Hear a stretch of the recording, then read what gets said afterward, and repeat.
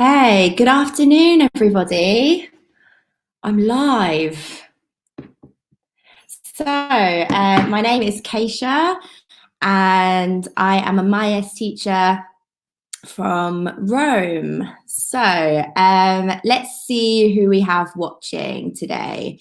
As soon as you come in, write in your name and say hello. Don't be shy. I want to know how many people I have watching. So in the comments, say hello. I'm going to wait a few minutes until people come in.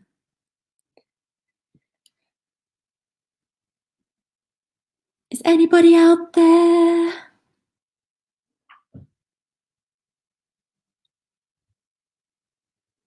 There must be some people. 1 o'clock on Easter Friday. What better things do you have to do than watch a live English webinar on YouTube?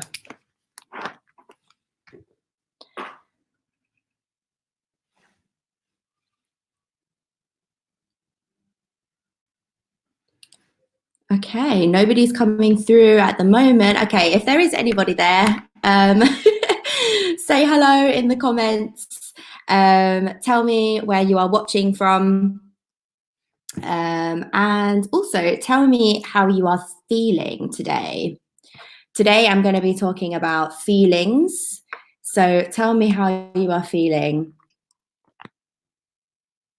Today I'm feeling a little bit tired, as always. A little bit tired, a little bit hungry, and yeah, that's it.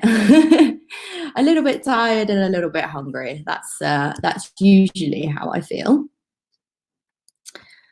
most days.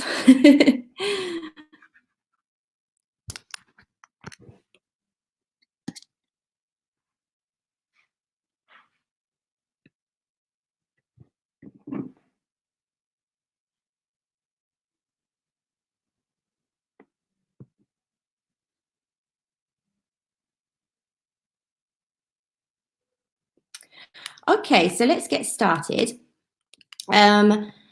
So today we are going to talk about feelings, so emotions, basically. So how you are feeling. Because of the level, because we are level 10 to 13, I'd like to use some more complex vocabulary. So we're going to be using lots of adjectives, but more complex adjectives. So when we think about emotions, we think about the adjectives like happy, sad, angry. Yeah, I think those are the basic adjectives: happy, sad, angry. But I would like to try and think about some more complex adjectives. So we're going to be looking at some compound adjectives today, and describing how you felt at a time in the past. Okay, so the first thing that we're going to do is look at talking about our feelings. Okay, so we have 3 questions. How would you describe the way you show emotions? Do you consider yourself an open person, or do you hide your emotions? And what 3 adjectives would you use to describe your personality? Okay, so if you are watching, don't be shy. Just type in the comments your responses to these questions. Okay, so the first one, how would you describe the way you show emotions?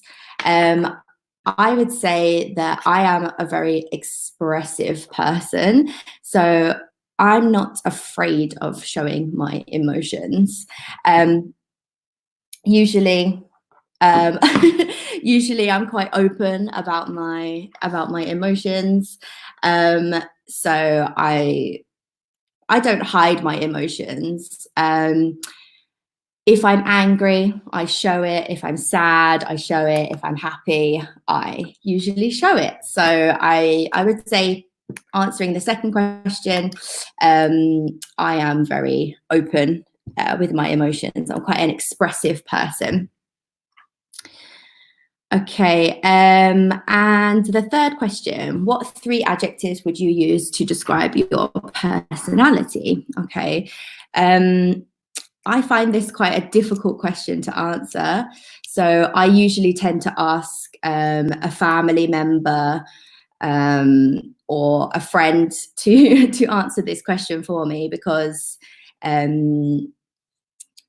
yeah, it's a difficult question to answer. So I actually asked my mum. I asked my mum how she would describe me. What 3 adjectives would she use to describe my personality? And she said humorous, strong, and gregarious. And I think, yeah, these are some really interesting adjectives. I wouldn't have used the same ones to describe myself. Humorous, I think, because I'm very funny. I think sometimes I'm quite quick-witted. I have a stupid slapstick sense of humor. Strong, I think, because yeah, I don't know. I've had a lot of experiences in my life, some bad experiences, some good experiences. Now I live alone, abroad, quite independently. So I would say that I'm quite a strong person. I would agree with that one. And gregarious, because I'm a very sociable person. Gregarious is another word for being sociable and open, able to attract people, being warm, attracting people, being sociable. I have one viewer. If you are there, say hi in the comments. Tell me where you are watching from. I'd love to hear your comments and your answers to these questions. Okay, yeah, so if anybody didn't know the meaning of gregarious, it means a synonym would be sociable and able to kind of attract people. Okay, so if you guys would like to answer some of these questions, that would be great. Just type them into the comments. So how would you describe the way you show emotions? Do you show your emotions, or do you hide your emotions? And can you describe your personality in using 3 adjectives? I'd really like to know your responses to these questions.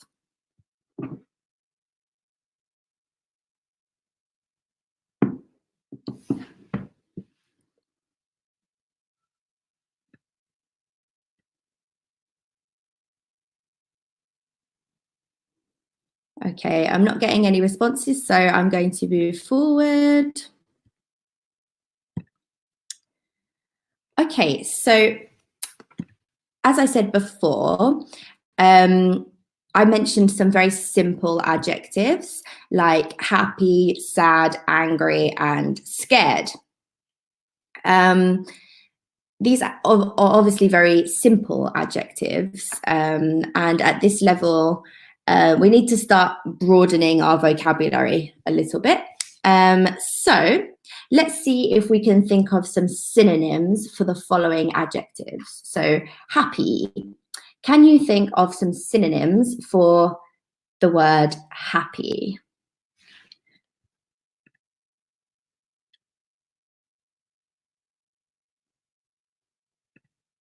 What else could we say?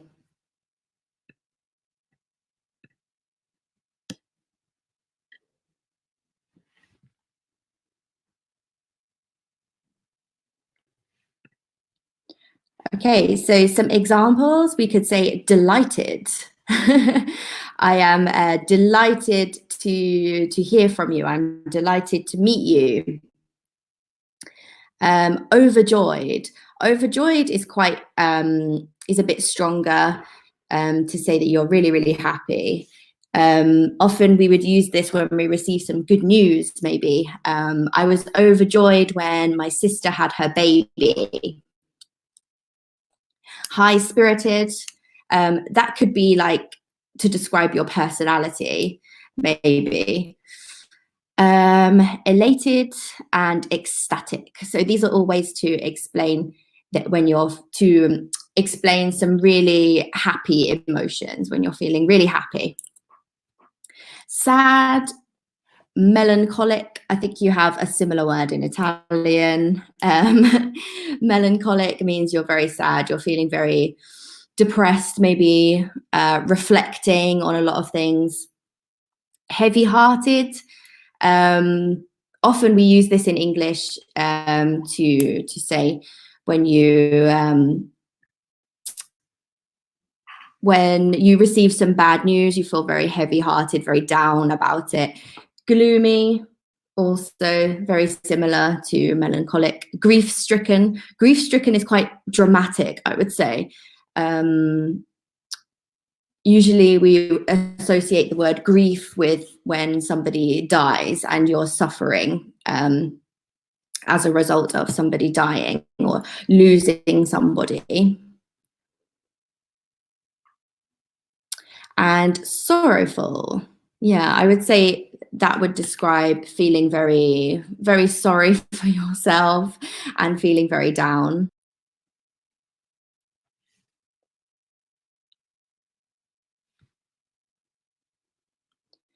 And angry,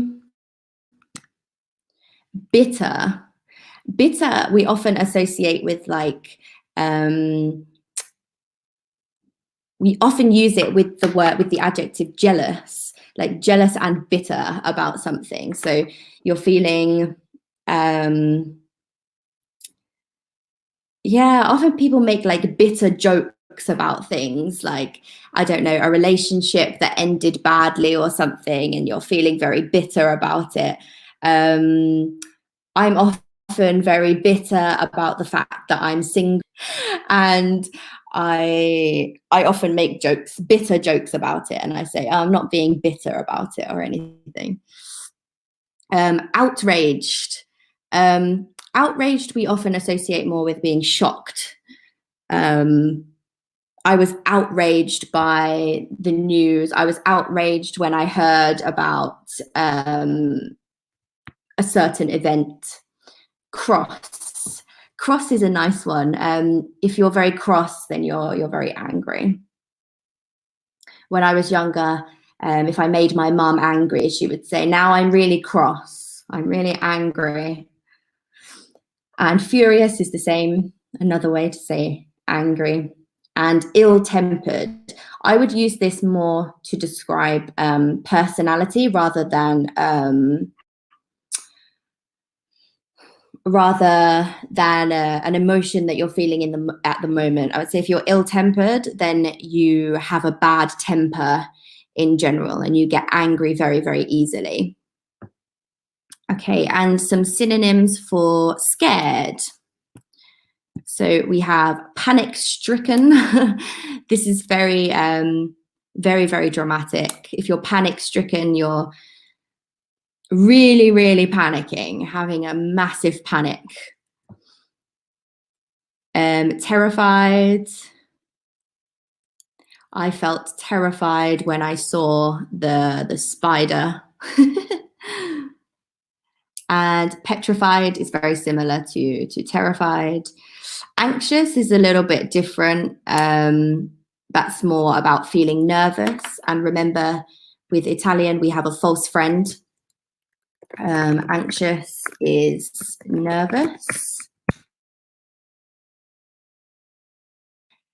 Which doesn't relate to being angry. In Italian, nervous usually means that you're angry or kind of upset.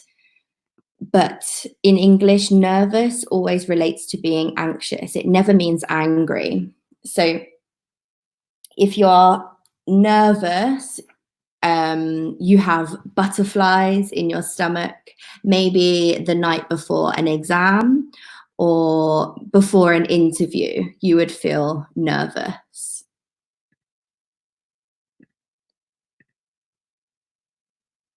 Okay, and startled. it's kind of similar to surprised and shocked. Like if you see something that scares you, for example, I saw a ghost and it startled me. Or if you hear a loud noise during the night, you hear a loud noise outside and you go, oh, like it startles you. It kind of makes you jump. Yeah. Okay, so we have some nice adjectives here for you to work with. And we're going to decide which ones are compound adjectives. So compound adjectives are obviously two words together. Yeah, so usually two adjectives that are together. Sometimes we can have a noun and an adjective. So here we have high-spirited, heavy-hearted, grief-stricken, ill-tempered, panic-stricken. Okay, so what do these words have in common? So all of these words, we have a hyphen. A hyphen is the little dash that we have in the middle. So often compound adjectives are separated with a hyphen. That's how we can kind of characterize them. Can you think of any other compound adjectives? There are many in English. Let's see if you can think of any.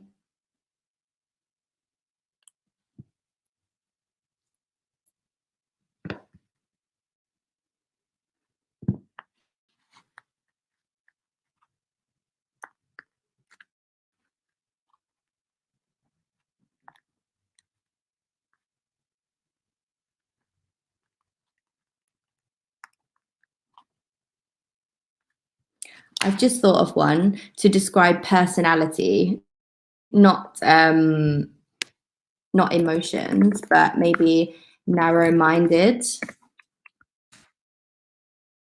Narrow-minded when you're not very open about things. So maybe you have quite a traditional way of thinking that makes you narrow-minded.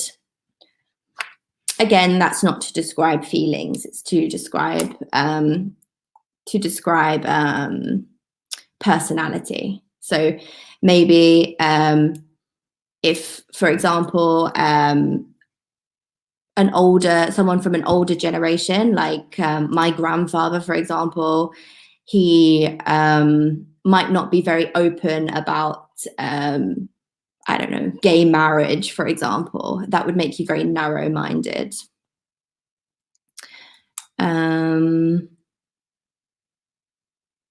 Something like warm-hearted. Can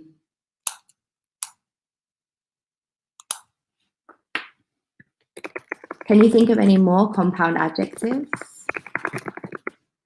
If you can think of any more compound adjectives, write them in the chat.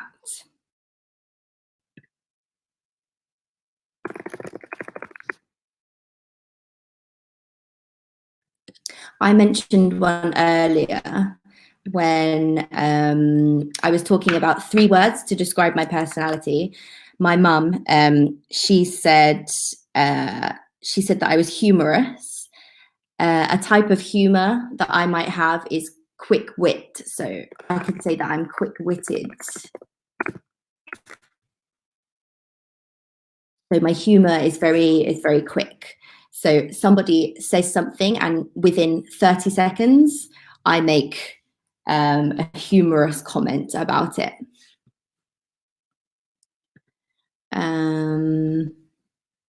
Something like big-headed could also be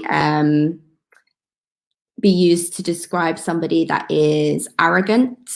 So they think a lot about themselves. I also used the adjective strong to describe my personality. And you could use a compound adjective that is thick-skinned. So if you have thick skin, it means that you're a strong person and you don't get offended easily. I wouldn't say that's true for me because I think I get offended quite easily, unfortunately. But thick-skinned is you don't really let anything affect you. It doesn't really have an impact on you. And if you are a very relaxed person, we can use the adjective laid back.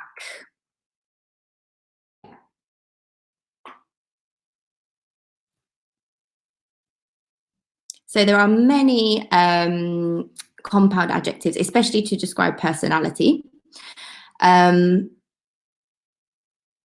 Yeah, to describe emotions, we use slightly different adjectives. So I would say ill-tempered, for example, is more to describe your personality and not your emotion at the time.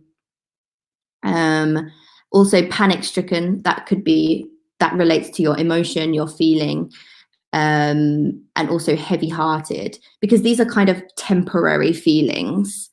So there's a quite a big difference between personality adjectives and adjectives to describe feelings. For example, the adjective happy, often, I'd say more often we use this adjective to describe an emotion rather than a personality. We wouldn't usually say he's a happy person. We can, but it's not very, I'd say I would use a different adjective. I wouldn't say he's a happy person. I'd say he's maybe a smiley person, a warm person. Happy to describe an emotion that you're feeling at the time. Okay, so we're going to look at the grammar for compound adjectives. I would rather say this is more to do with punctuation. As we've already discussed, we use a hyphen when we use compound adjectives. So this is going to be more to do with punctuation than grammar. So we're going to look at two sentences and see how they are different. So you'll see that the hyphen in this case makes a huge difference. So I saw a man eating shark and I saw a man eating shark. So we use exactly the same words in these sentences. The only difference is that we're using a hyphen in one of them. So what is the difference? There is a huge difference in meaning in these two sentences, all because of this one hyphen. And here you will see why punctuation is so important in English.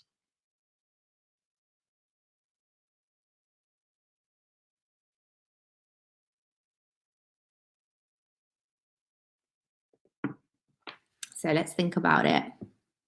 I saw a man eating shark. I saw a man eating shark. So the first sentence is, this means that you saw a shark which eats humans. So man eating here has become like a compound adjective. And as you can see, eating, we're actually using a verb, not an adjective here together. So this means that you saw a shark which eats humans, a man eating shark. And the second sentence, this means that you saw a man who was eating shark as food. So I saw a man that was eating shark, basically. So the hyphen can change the meaning of the whole sentence. We generally put a hyphen between two or more words before nouns when we want them to act as a single idea, so an adjective. And these are the things that are going to really broaden your vocabulary in English and make your English sound really natural. For example, I live in an English-speaking country. So we can put together this adjective and the gerund form to make an adjective, a compound adjective. And we've seen this, we have a lot of examples of this in English. So he is a well-known actor, for example, as well. So two words together to make one adjective. Okay, so we have a little exercise here for you. And what we need to do is change the compound adjective, change the sentences to compound adjective sentences. So the first one, we have, I have just read a book with 300 pages. We can change this sentence to include a compound adjective. This sentence is obviously correct, but how can we make it sound even better? Make it sound really natural and like you've got a really, really good command of English.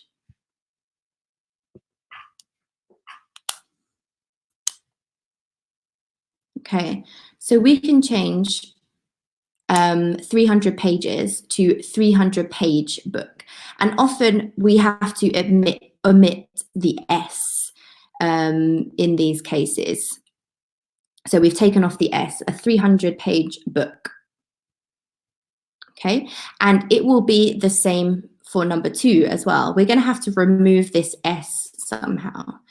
So my office is in a building that has 20 stories. How can we shorten this sentence to make it sound more natural using a compound adjective? Think about it.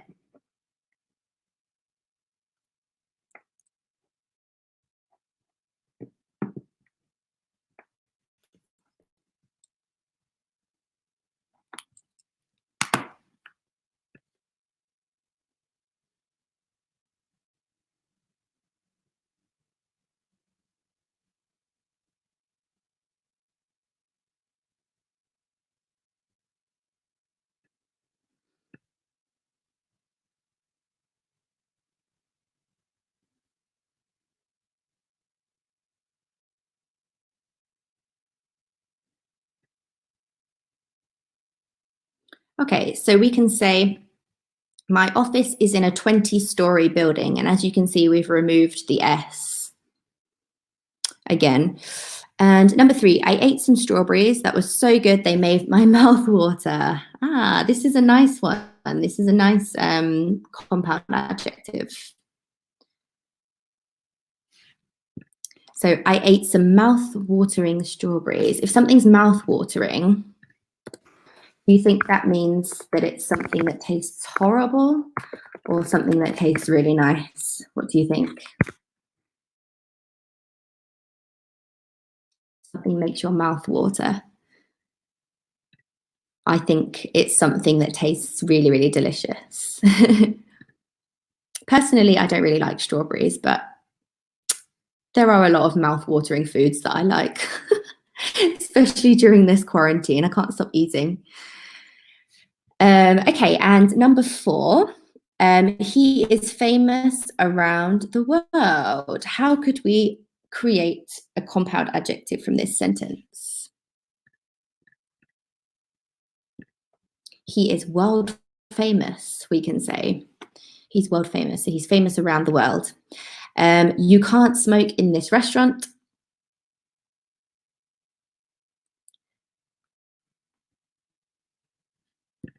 This is a non-smoking restaurant.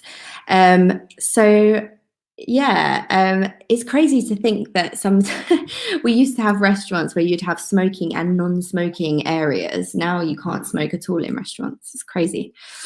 Okay, so here are some really good examples for you. It's really important to try and use compound adjectives as much as possible before nouns to make your English sound a lot more natural.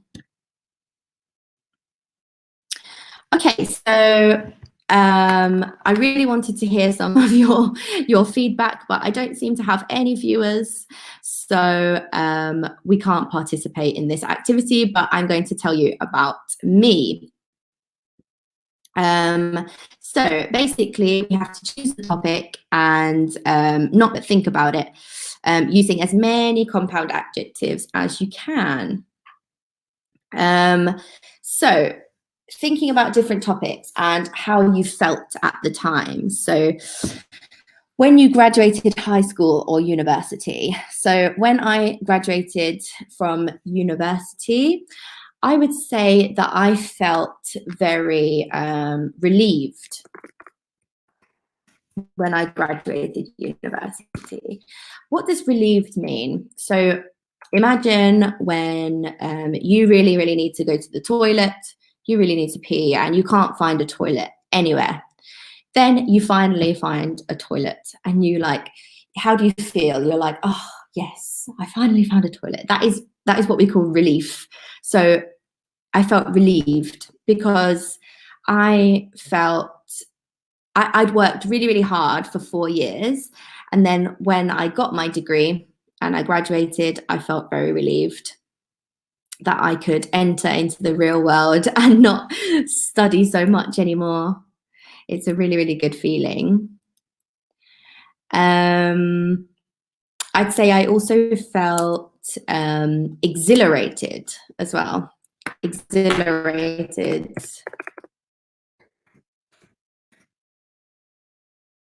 Which is basically another way of saying that I felt really, really happy. And I also felt high-spirited as well. I felt like my spirits were very, very high. And then I left university and I couldn't find a job. So my mood went like it went from being really, really high, and I went from feeling really happy to then feeling a little bit gloomy. So a little bit sad. If there is anyone watching, please feel free to write in the comments how you felt when you graduated high school or how you felt when you graduated university.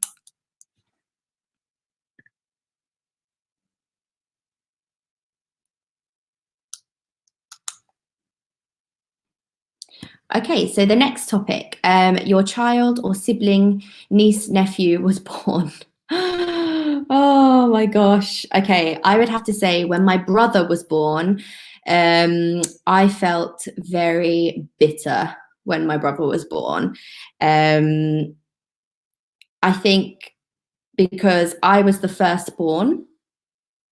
I was the firstborn child. There's another compound adjective for you. I was the firstborn child. So I was very jealous when my brother was born.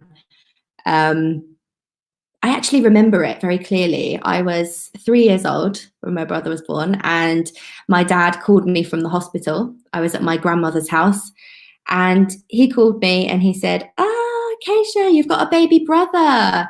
And I just said, well, I told you I wanted a sister, and I hung up the phone. So I was very, very jealous and very bitter when my brother was born. I wasn't happy at all. Yeah. When my cousin was born, though, I was very high spirited. I was very I was elated when my cousin was born because I always wanted a little sister, and yeah, it was really exciting to have a new baby in the family.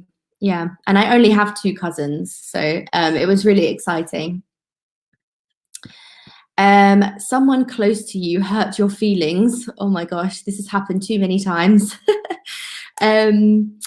Yeah, whenever this has happened, I've often felt I'd say very angry. I've felt ill-tempered. Yeah, let's say ill-tempered. Also, I felt quite anxious and sometimes furious. Sometimes I've been made to feel very, very angry. So I could even say furious. If there's anybody watching, tell me how you felt when somebody close to you hurt your feelings. I can imagine how you felt. I don't think you felt happy. Oh my goodness. When you were in a life-threatening situation, thankfully, I haven't been in many life-threatening situations, apart from I think 5 years ago, I had a car accident. I'd say that thankfully, that's the only, touch wood, that's the only life-threatening situation I've ever been in. And I'd have to say I felt all the scared emotions. I felt terrified. I felt petrified, panic-stricken, definitely panic-stricken. I felt, yeah, it's not a nice situation. I still have flashbacks about it now sometimes. It's awful, absolutely awful. If you've ever been in, hopefully not, but if you've ever been in a car accident, yeah, it's a feeling that sticks with you for a really long time. I didn't drive again for about 8 months after it happened. So yeah, not a very good situation to be in. And here we are again, we have another compound adjective, life-threatening. Yeah, we have an example of a noun plus a gerund. So we have lots of different word forms together to form adjectives in English, which makes the language even more interesting and even more difficult to learn. When someone made you extremely angry, well, that's quite obvious. I felt furious. I felt furious. Let's look at some more adjectives from before. Yeah, outraged maybe. Especially if it's somebody that you didn't expect to make you angry, it could make you outraged. You could feel outraged, so very shocked. Okay, and do we have any more situations? Okay, no. So guys, unfortunately, I haven't had any viewers today in this session, so we haven't managed to have much feedback, and I haven't been able to correct anybody's English, which is made me a little bit sad. But let's go over, before we finish this broadcast, let's go over the adjectives that we've looked at today. So for happy, we had delighted, overjoyed, high-spirited, elated, and ecstatic. So I did use some of these adjectives while I was talking about my experiences. Sad, we had melancholic, heavy-hearted, gloomy, grief-stricken, and sorrowful. Bitter, outraged, cross, furious, ill-tempered. And for scared, we have panic-stricken, terrified, petrified, anxious, startled. Obviously, there are many more adjectives that we could use, but these are probably some new ones for you to learn, especially the compound adjectives. And as I was saying before, using compound adjectives definitely broadens our vocabulary and makes our English sound a lot more natural and shows that we have a very good command of the language. So next time you are describing a situation or describing your feelings, try to have a go at using these compound adjectives. It makes your language sound a lot more impressive. Okay, so I'm going to finish the broadcast here because unfortunately I don't have any students writing any comments. So hopefully you found this this webinar useful. Please join the next webinar at 2 o'clock. I'm going to be doing a webinar with George talking about body language. So please join the next webinar at 2 o'clock. Thanks for watching, guys, and I'll see you all again very soon. Bye.